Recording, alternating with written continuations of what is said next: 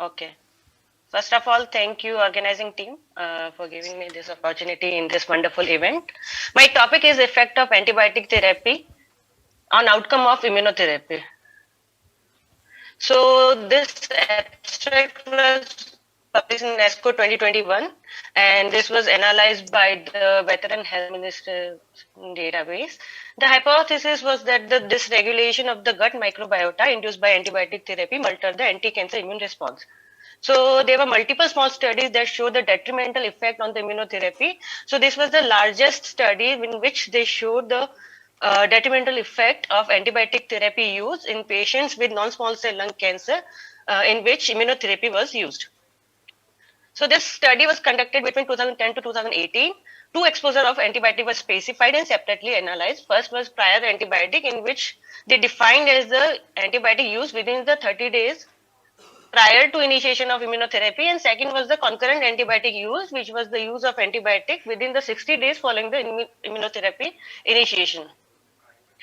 A landmark analysis of 2 months from immunotherapy start was applied. OS was measured from the start of immunotherapy using Cox proportional hazard multivariate analysis. Almost 3,600 patients were included, and most common immunotherapy used were nivolumab with pembrolizumab. The baseline characters were median age was 69. Most of the patients were male gender and of white race with comorbidity count more than 1. Half of them were adenocarcinoma with stage 4 disease. In prior antibiotic use, most common group of antibiotic use were beta-lactams, quinolones, and macrolides. So in the results, in patient in which the use of prior antibiotic had shorter OS than those without antibiotic use. In both multivariate analysis and the propensity matched cohort analysis, and the hazard ratio was 1.27. In concurrent antibiotic analysis, out of 3,200 patients, 30% patients received concurrent antibiotic use, and similarly, as we've seen in prior antibiotic use, they had shorter OS compared to in those without antibiotic. The ratio here also 1.3. In this table form, it is showing the same, the median OS. Even in matched result, the OS was shorter in both the prior and the concurrent antibiotic use. So in conclusion, it is clearly showing whether the use of prior antibiotic or concurrent antibiotic, there is definitely detrimental effect both on PFS and OS in patients with non-small cell lung cancer in which they use immunotherapy.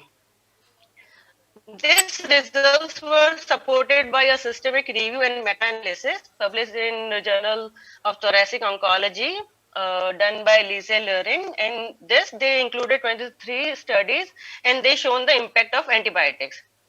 In this forest plot, we can see the final result. The diamonds are on the right side, both in PFS and OS. And they show that the use of antibiotic can reduce the OS and PFS by more than 6 months. This is again supported by real world data from India done by Dr. Akhil Kapoor and the TMH team. This was retrospective audit of prospectively collected database between 2015 to 2018 at Tata Memorial Hospital, Mumbai. They included 155 patients, out of which 44 patients received antibiotic, and they showed median PFS was shorter, which was 1.7 months compared to 3.6 months in which antibiotics were not used. Similarly, median OS was 3.9 months compared to 9.2 months who did not receive antibiotics.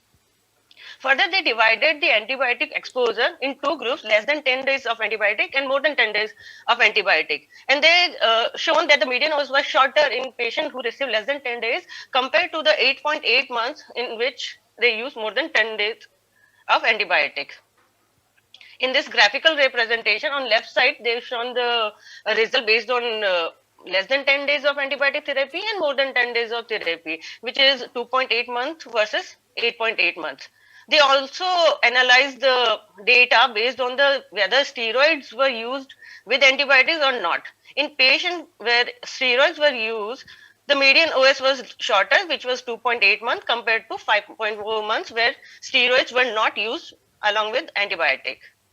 So conclusion is that whenever we use immunotherapy in patients with non-small cell lung cancer, we should use the antibiotic judiciously, because in various studies, there is definitely a detrimental effect on immunotherapy results. Thank you. Dr. Anu, thank you for sticking to your time. Excellent presentation.